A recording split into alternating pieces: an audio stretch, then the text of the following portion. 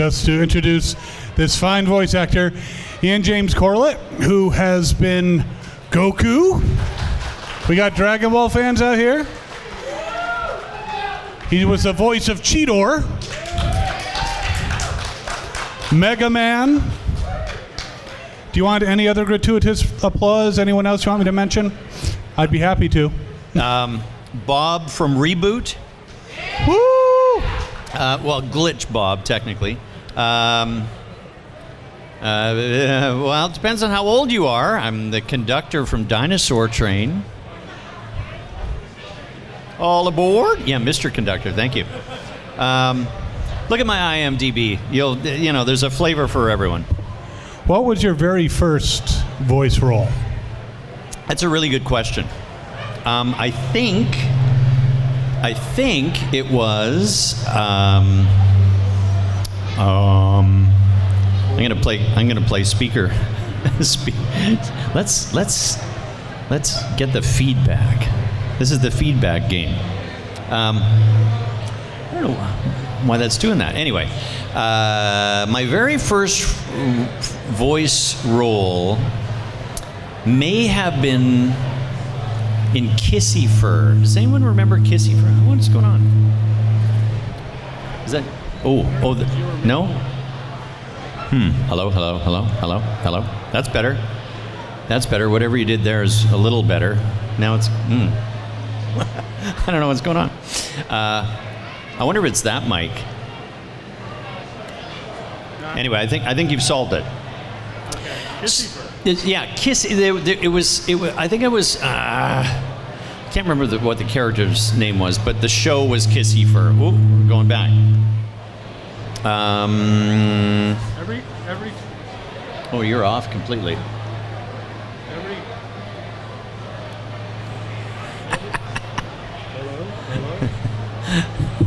Check. I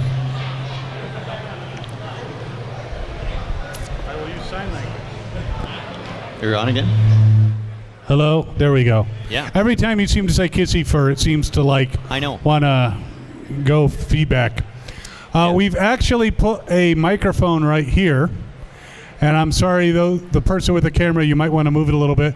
If you have questions for Ian, please line up right here. And we'll be happy to call on you and have your questions answered. And while we're waiting for you guys to get up figure out what you want to ask, I would like to ask, now you've played a lot of different characters, a lot of different roles. When you are finding the voice for a particular character, what are the main things you look at? Physicality? Is it personality? Is it age? Is it... It's a very good question. Hello, can you guys hear me? It's come through. Hello. Oh yeah, I think I'm there. I'm just low. Anyway, if you get a what's called sides, you know, it's like snippets of dialogue from the show, from the character that you're auditioning for. Rarely now, today, and it's because of the internet, rarely do they give you a picture of the character. I love having a picture of the character because then you go, okay, that tells me everything. The details sometimes are in the dialogue. Well, he might look nice, but he's actually evil, you know, and holy smokes. X, Y, Z.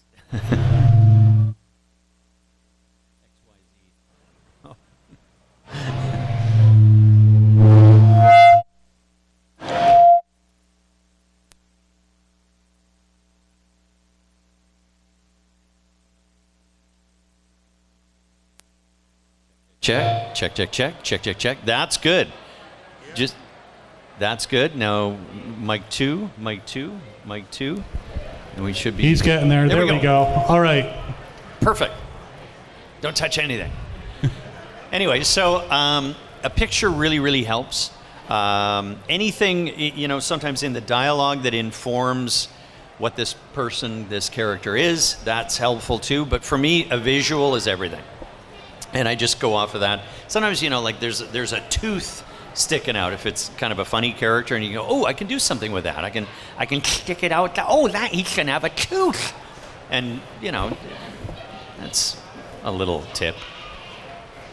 But nowadays, because of the internet and, you know. Yeah, thank you for bringing me back on course. Usually now, because of the internet, and some actors I guess they just feel like they have to share everything. They don't often show you the picture of the character because they don't want stuff getting out into the world. You know, for some series that's kind of completely hush-hush, and so many things that I'm auditioning for, or that every actor's auditioning for, it comes with an NDA, a non-disclosure agreement, immediately. You can't talk about anything. So it's really, it's a shame, but some stuff still does come through with a nice image, and that's always really helpful. So thanks, Tom Holland, for spoiling everything for everybody. Yeah, yeah. So when you're coming up with a voice and you're trying to figure out how do you make it sustainable? I mean, I can make a but it's not going to be necessarily something I could duplicate all the time perfectly. So how do you make it sustainable?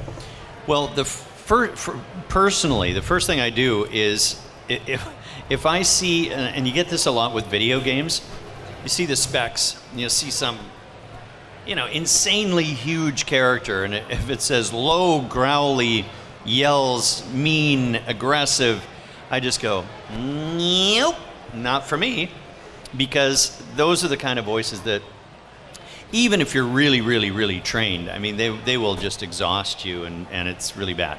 But I have a general rule.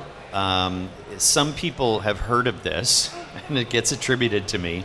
It's called the Correlate 75 rule. And with any character, some characters, there's no yelling, there's no screaming, there's nothing, so you don't even have to think about it. But anything that's in the action genre or video games or anything, I will never put out more than 75%, not effort, because that would be lazy, but 75% of your range. And because I've had colleagues that, you know, they're giving 99, 103%, and literally their voice will bleed afterwards, and then you can't work the next day. So that doesn't make any sense. It'd be like being a mailman running constantly and breaking your ankle. And what are you going to do tomorrow? Oh, I didn't think about that. So that's the Correlate 75 rule. There's ways of screaming, ways of you know, doing really, really intense roles without going to that 100%. And it still sounds like 75%. Another example that I often use musically is, you know, the Foo Fighters, the band, the Foo Fighters. Well, Dave Grohl, half of the songs, he is screaming, right? You talk to him after a show, which I do because we're so close. No. But you can hear him in an interview after a show, and he sounds like he doesn't sound like this because he's got to work the next night. So that's why it's training and being aware of what your limitations are, so that, to your question, so that you can sustain a role. So you never do an audition that you that you realize I can only do that once. You know, so you and as you gain experience, you will know the limits of what your capabilities are. Yeah, I had actually spoken to another voice actor who had just like one line in something, and he decided to do this like, I am evil, you know. But then in the follow-up, that character came back, and he had to do that like a lot more. Yeah. So keep that in mind, I guess. That does happen. You know, that's fine. One line, no problem. Oops. Then you're in trouble. So is there a particular character that you've done in the past that has really resonated with you? Yeah, okay, so since this is RetroCon, I'll pull out the old references. One that I absolutely loved was in the original Sonic the Hedgehog series, and I played Coconuts, the little red monkey. And he was Dr. Robotnik's sidekick, and I particularly liked that role because it was one of the first times that I got to use my, like, I call it sort of my Jerry Lewis voice, but Coconut sounded like, Oh, Dr. Robotnik, please don't put me on sanitation patrol. and I hadn't had a chance to use that voice yet. So I was absolutely enthralled when I got the role, because I went, I've been doing that voice for years, and it was the first time I was able to do it. So that's one. And then the other role that, what was the word you used? That a role that spoke to me or something like that? Yeah, it kind of resonated with you. Yeah, you use bigger words. That's good. Resonated. Me, I'm good at school. He got big words. I really enjoyed playing Hugh Test on Johnny Test. That's Johnny's dad. A lot of people don't realize that Johnny's dad has a first name, and it's Hugh. And I like that guy because he sounds a lot like me, which is always a bonus, getting back to, how much effort do you have to put into it? Is this going to thrash your voice by the end of the day? But he's like elevated. He's like crazy dad, right? Johnny, we're having meatloaf, that kind of stuff. So I just enjoy that character because he's kind of insane, and he's like crazy me. Crazy is good. Yeah.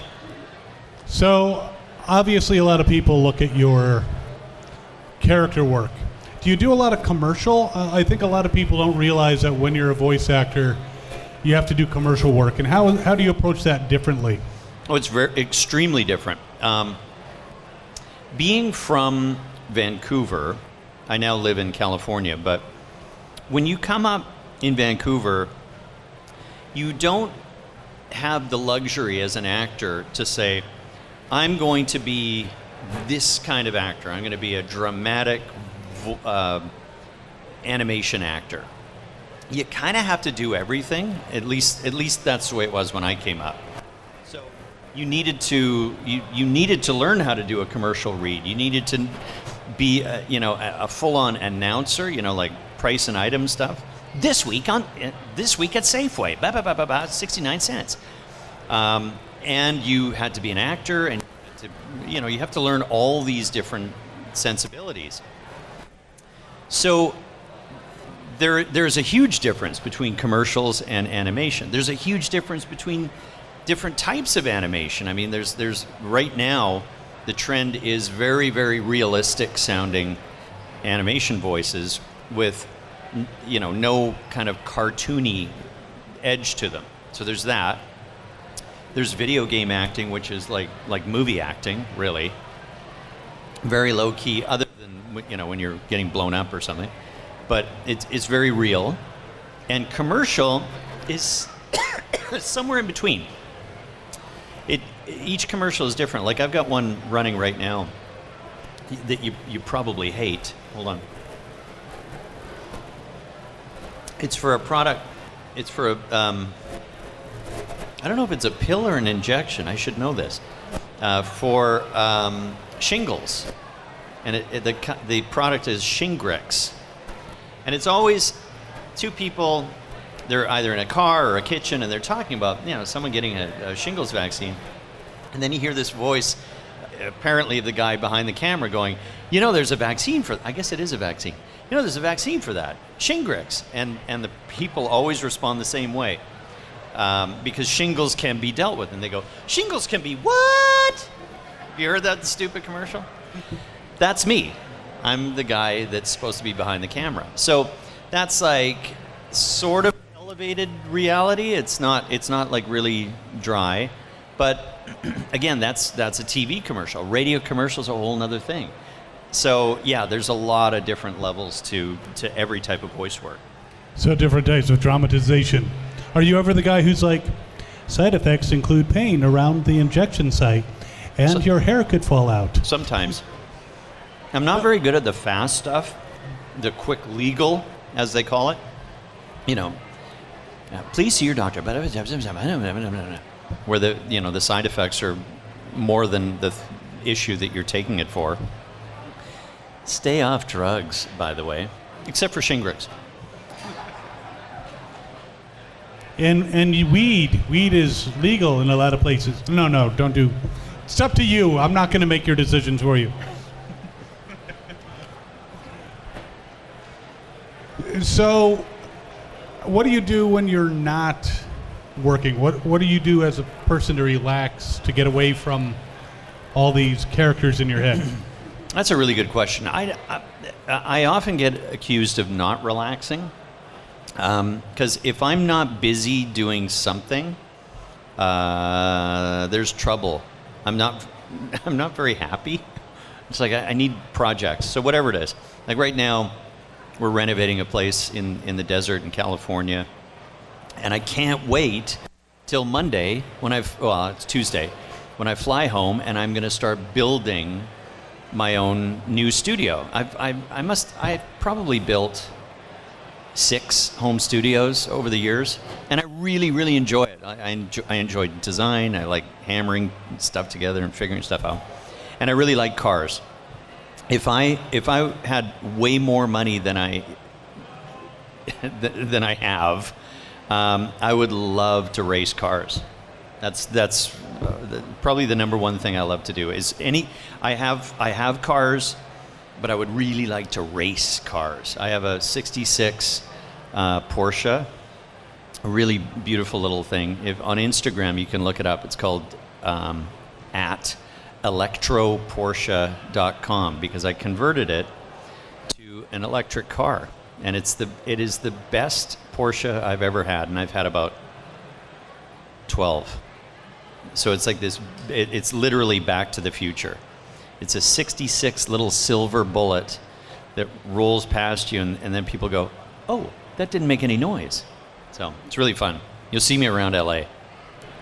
And when this thing hits 88 miles an hour, you're going to see some serious. Well, you know. So, yeah, that's in a nutshell what I like to do. So you've been obviously a voice actor for many years. Oh, obviously for many years. That was ageist. Well, Did I mention I was really sensitive? many could be more than 3. Okay, fine. Unbelievable. You have been a Fortunately, I voice don't actor sound as old as I look. for a while. How's that? For a while. You've been doing this for a while. I've been at it for a while, yes. If you could snap your fingers, magically get all the skills and knowledge you need to be any other profession, what would you do? Ooh. Wow. Those are good. These are like Barbara Walters questions. That's funny. I know I've answered this as I muse around the house, and my wife goes, "Would you just shut up?" But I would probably like to be an architect, or I said race car driver already, but see, I already have those skills. They're just not used. Or a trial attorney. A trial attorney. Yeah, I'd like to argue in court for good. But you see, I actually thought about it when I was a kid, because I do believe that lawyers and actors are separated by a very thin line. And I'm speaking of like trial lawyers, because they're up there arguing a case, and the really good ones are actors. There's theater to it. But my problem was, as I started exploring law and realizing I'm really not an academic. Uh-oh, what's happening? I'm not an academic. I realized that I don't think I could argue a case for something that I either didn't believe in or I knew the guy was guilty. So what kind of lawyer would I be? Like Honest Abe. Honest Abe, he walked out on a case. But I hate to break it to you, but if you were a trial attorney, arguing the case is about 1%, if that, of what you would do. Oh, I know. You'd be doing research, Yeah. you'd be doing, depositions, you'd be doing filings. No, I just want to be the front man. Yeah, you'd like, so you just want that part of it. Yep. So like the stuff that appears on TV that looks good. No, well, actually, Maybe I you wouldn't. should be an actor. I wouldn't. There's an idea. No, I wouldn't mind the research part. I do like that. But anyway, these are fantasies. So I gave you the fantasy answer. So you want to be a lawyer in like the Matlock universe. Yes. So, they don't know who Matlock is. I must be old. Well, one person does. Yeah. See, I'm aged. I knew what you meant. 2. You know what I'm talking about. So when you're dealing with different characters, when you're told, I want you to go back to a certain character, are there like key phrases? Are there like key exercises or something in your mind that you have to go through to like rediscover that voice? Yes. Well, so very often, you'll do a character in a series, and it'll be months before you come back and do that character again. And what the good voice directors and good studios do is they have a voice reference queued up, and it's like it's a line from something that sort of defines the sound of the character, and I live and die by those. Like, can you please tell me what I did for this, because I can't remember. As soon as I hear it, it's like immediate recall, and it's fine. But even within a show, sometimes things will drift a little bit. I mean, if you watch the early Simpsons episodes, and listen to the voice of Homer, and then go to the later episodes of The Simpsons and listen to Homer. I mean, they're like, it's not even the same person. It is the same guy performing the voice, but so sometimes things do drift, and even within an episode, I'm right up on it. Even within an episode, especially if it's an accent or something unusual, you can kind of slide. So to answer your question specifically, is usually you like to lock in a line, just a really short line of the character, so that you can just repeat that and go, oh, I'm back, and then say whatever the new line is.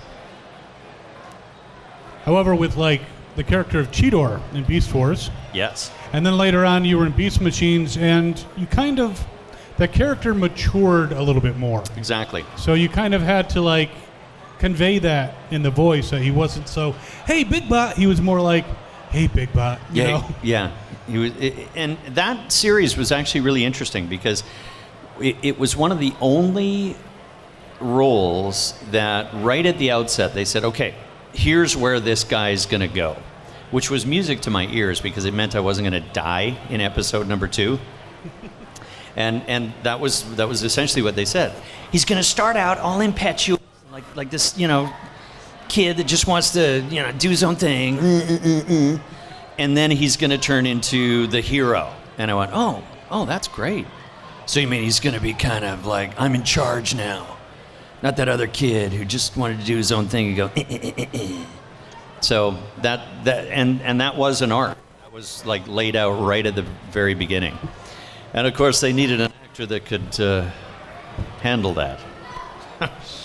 So when they couldn't get them, they called you. Boom! I had to say it. First with the age stuff, and now with the wow. Oh, I didn't know it was going to be like this. Well, we only have a couple minutes left. Does anyone have any questions that they'd like to ask? Please. All right, we have a mic up here. Come up to the mic. Come on. We have time for a couple questions. Hi. Rapid fire. Hi, can you hear me? Just want to make sure. Is this thing on? Yes. Yes. Yes. Okay. All right, you mind if I ask 2 questions? Sure. All right, like, of all the characters you played, who do you relate to personality-wise? Ooh, who do I relate to personality-wise? Probably Hugh Test.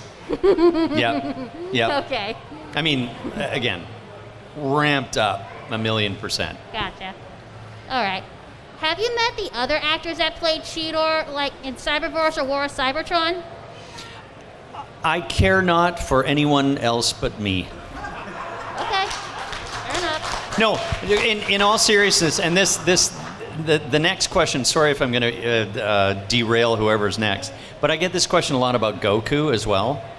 You know, oh, who's your favorite Goku? What do you think of the And I don't, like, honestly, I'm not going to play that. My standard answer is I'm a huge James Bond fan. I love James Bond.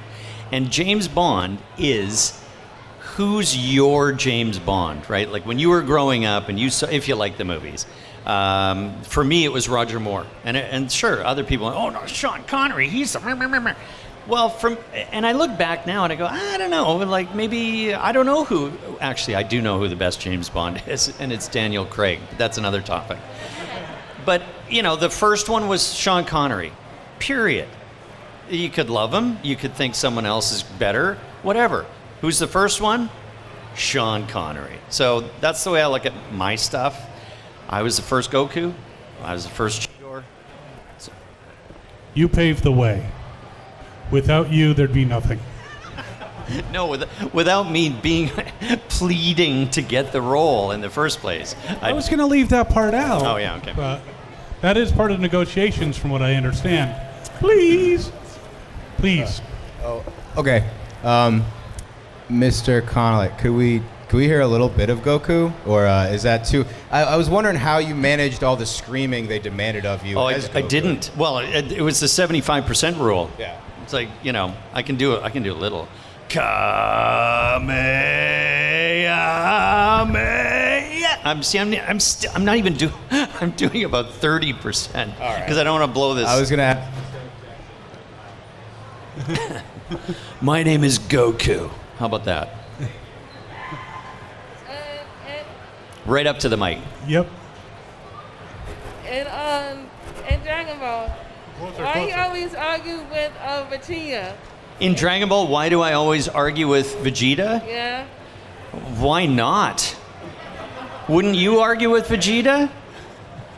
Yeah, I really like Vegeta and Goku. Oh, okay. Oh, so you're torn. Yeah. You like them both, and you don't want to see Mom and Dad fighting. I like Goku and Vegeta, but Goku always argues with Vegeta and Bulma. Oh, okay. Oh, we got another question coming up. Thank you. I was going to say, isn't it like in the script? You know, there's kind of like... Oh, No. I'm sorry. No, don't ruin the Don't fantasy. shatter the... It's in the illusion. script. How do you manage when you have to voice a character who's supposed to be speaking gibberish but yet still needs to be understood at times? Oh, that's a really good question. A long time ago, I played a character in Baby Looney Tunes, and he sounded like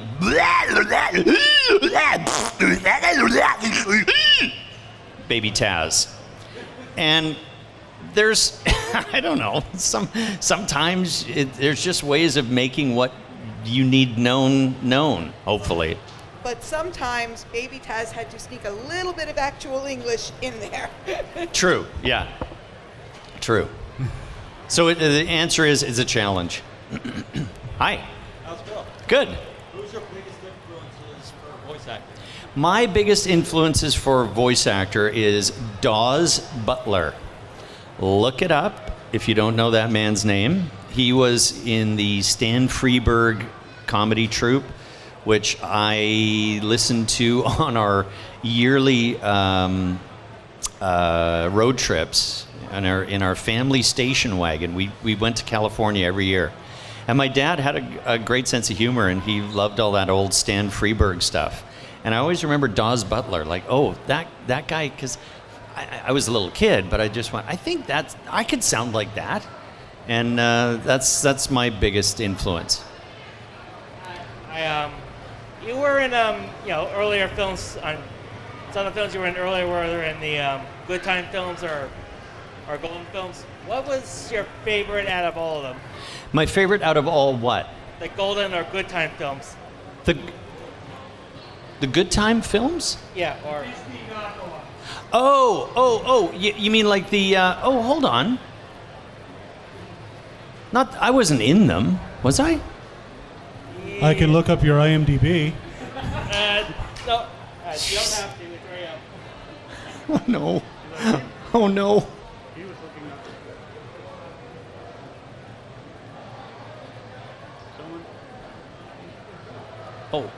It just went away. The Good Time films.